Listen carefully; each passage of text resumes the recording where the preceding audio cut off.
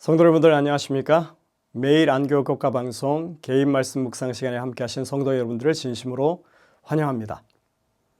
믿음은 아무리 강조해도 지나치지 않습니다. 우리의 믿음이 생각보다 연약하기 때문입니다. 그러나 하나님께서는 언제나 우리의 연약함을 도우신다고 했습니다. 오늘도 용기를 내어서 주님의 도우심을 간구하시는 여러분들 되시기를 간절히 바랍니다. 함께 기도하시겠습니다. 하늘에 계신 아버지 하나님, 비록 저희들이 부족하고 모자라는 그런 존재들이지만 하나님께서 우리에게 모든 것을 은혜로 주셔서 우리가 하나님의 크신 축복으로 구원을 얻게 하시니 감사를 드립니다. 주님, 저희들이 늘 주님을 의지하고 믿음 가운데 올바르게 설 수 있도록 저희들에게 힘과 능력을 허락하여 주옵기를 예수님의 이름으로 간절히 기도드립니다. 아멘. 화요일 소지의 제목은 약속의 상속자들입니다. 우선 여호수아서의 첫 부분의 말씀 1장 2절과 3절의 말씀을 봉독하겠습니다.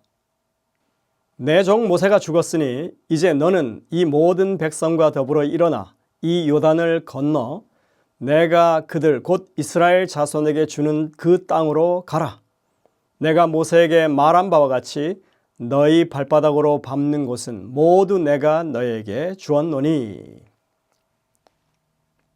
이 말씀 가운데서 주님은 여호수아에게 그 땅을 그들에게 주는 것이라고 그렇게 말씀하고 있고, 뒷부분에서 그 땅을 주었다고 그렇게 말씀하고 있습니다. 도대체 이것은 무슨 의미일까요? 가나안 땅은 그 원 소유주가 하나님이십니다. 그래서 그 땅을 이스라엘 백성들에게 선물로 주신다는 거죠.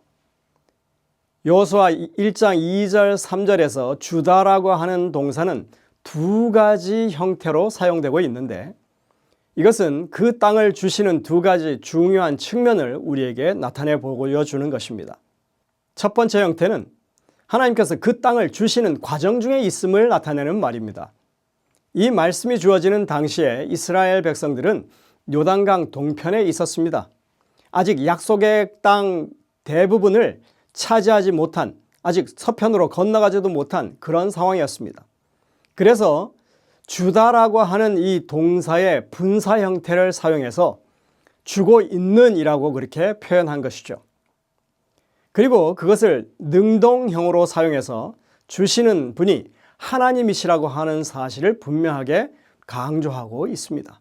그러니까 이 구절을 읽을 때 가나안 땅은 하나님이 지금 주고 있는 땅이고 주시는 분은 바로 내가 라고 하는 하나님이라고 하는 사실을 강조하고 있다고 하는 것입니다. 이 말을 정확하게 우리가 이해하면 이 말씀이 무엇을 지금 강조하고 있는지를 생각할 수 있는 것이죠. 이미 요단 동편의 길르앗 땅, 그것을 르우벤과 갓과 므낫세 반지파에게 주었고, 그리고 이제 요단 서편의 가나안 땅도 주신다. 그러니 지금 하나님은 그 말씀대로 약속대로 지금 그들에게 그 땅을 주고 계시는 것입니다.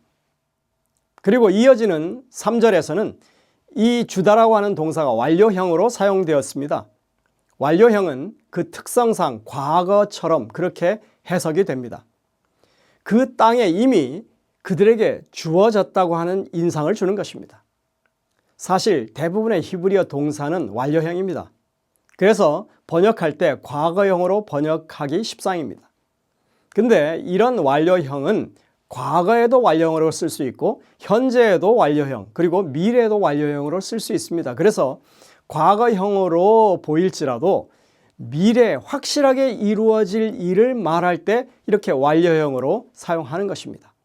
그리고 그 동사의 주어가 하나님이실 때, 그 일을 하시는 분이 하나님이실 때, 즉 반드시 이루실 것이기 때문에 그때 사용되는 동사의 형태를 가리켜서 예언적 완료형이라고 부르기도 합니다.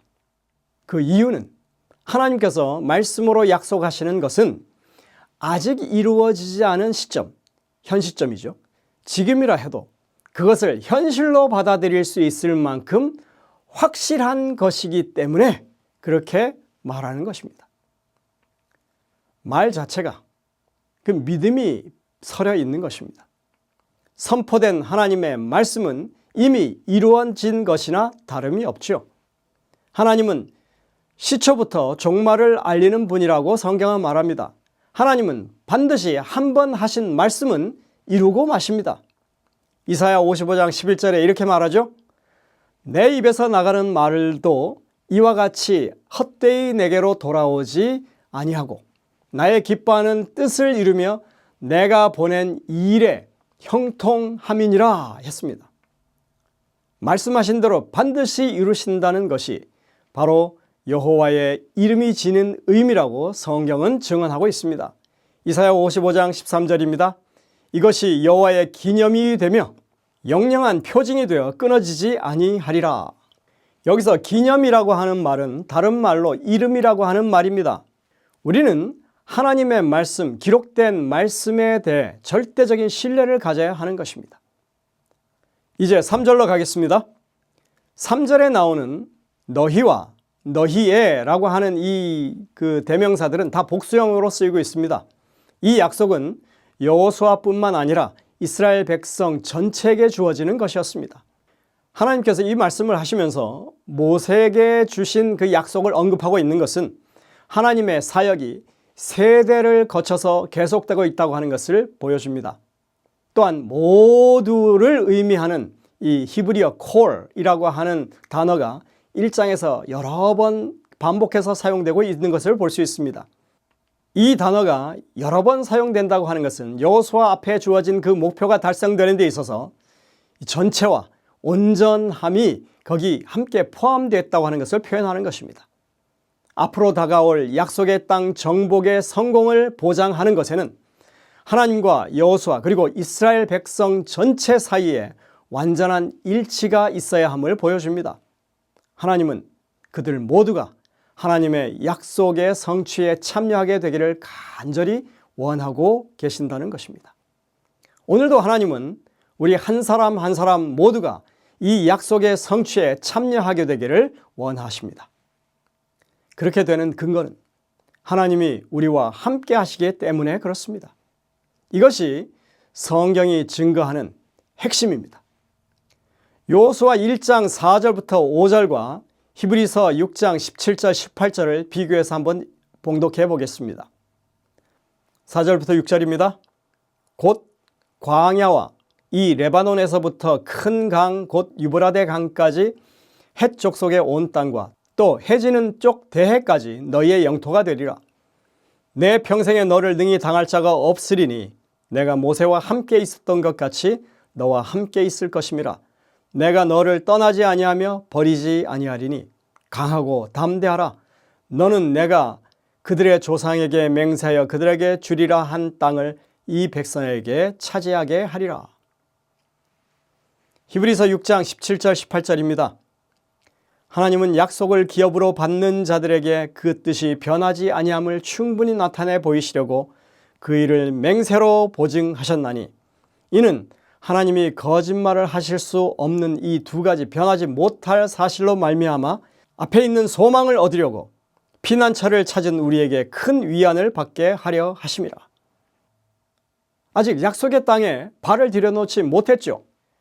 그 약속은 아직 약속이었을 뿐이지만 하나님은 그것을 유업이라고 이미 받은 유산이라고 부르십니다. 이미 상속된 것입니다. 하나님의 약속에 이 마법 같은 힘이 있는 것이 아닙니다. 약속 그 자체에는 성취를 보장하는 능력이 없죠. 그런데 무엇이 그것을 가능하게 한다고요? 우리는 여호수아를 세우시는 모습 속에서 그 비결을 발견합니다. 그 약속의 성취를 보장하는 것은 바로 내가 너와 함께 있을 것이라고 말씀하는 하나님의 임재에 있습니다. 하나님의 임재, 이것이 성경이 말하는 비결입니다. 실제로 하나님의 임재는 이스라엘 백성의 생존에 아주 결정적인 요인입니다. 그것은 변하지 않는 진리로 지금까지도 내려오고 있습니다. 주님의 임재가 없었다면 그들은 수많은 민족 가운데 하나가 될 수밖에 없을 것입니다. 특별한 부르심이나 정체성 또는 사명을 가질 수가 없었을 것입니다. 오직 주님의 임재만이 그들을 구별하고 특별하게 만드는 것입니다. 이것이 바로 여호수아가 성공하는 전부였습니다. 오늘날도 변한 것은 없습니다. 이것이 성경 전체를 흐르는 핵심 기별입니다. 하나님은 범죄한 아담과 하와를 찾아서 구원을 약속하시고 그들과 함께 하시기 위해서 어린 양 희생을 통해서 하나님의 의를 상징하는 가죽옷을 해 입히셨습니다. 에녹은 하나님과 동행했고 노아도 하나님과 동행했습니다. 아브라함은 하나님의 벗이라고 불렸습니다. 다윗을 가리켜서는 하나님과 그 마음이 합한 사람이라고 했습니다. 그리고 하나님은 광야로 나온 이스라엘 백성들을 고아처럼 버려두지 아니하시고 그들 가운데 거하시기 위해서 성소를 지으라고 하셨습니다. 성소는 하나님 자신을 가리켰습니다. 임재의 증거였습니다. 이 땅에 구원자로 오신 예수님의 이름을 임마누엘이라고 지으셨습니다. 우리와 함께 하시는 하나님이라는 뜻이죠. 이름조차도 그런 임재를 말했습니다. 주님이 죽으시고 부활하셔서 승천하시면서 우리에게 약속하셨던 그 말씀, 마태복음 28장 20절의 그 말씀, 내가 세상 끝날까지 너희와 항상 함께 있으리라고 하신 그 말씀이 바로 이 기별의 일관성을 보여주고 있습니다. 그리고 성경은 새 예루살렘이 이 땅에 내려와서 영원한 세상이 열릴 때 하나님이 우리와 영원히 함께 하실 것이라는 말씀으로 그 말씀을 종결하고 있습니다. 하나님은 영이시고 무소부재하십니다. 따라서 하나님은 우리를 떠나신 적이 없습니다. 단지 우리가 하나님의 함께 하심을 인정하지 못하는 것입니다. 그러니 하나님의 임재를 인정하고 하나님과 동행하는 것은 하나님이 문제를 가지고 있는 것이 아니라 우리가 문제를 가지고 있는 것입니다. 오늘 하나님의 임재를 여러분들 믿음으로 받아들이시고 허락된 약속을 상속받는 특권과 축복을 누리게 되시기를 간절히 바라면서 말씀을 드립니다. 기도하시겠습니다. 하늘에 계신 아버지 하나님, 말씀하신 것 반드시 이루셔서 우리에게 이미 상속이 되어 있다고 하는 그런 약속을 해주셔서 감사를 드립니다. 그리고 그것이 이루어지는 비결은 하나님이 항상 우리와 함께 하시기 때문에 반드시 그 일을 이루실 주님이 계시기 때문에 그것이 가능하다고 하는 것을 우리에게 알려주셨습니다. 주님의 임재를 받아들이고 주님과 함께하는 삶을 삶으로 이 모든 축복이 우리의 것이 될 수 있도록 인도하여 주옵기를 예수님의 이름으로 간절히 기도드립니다. 아멘.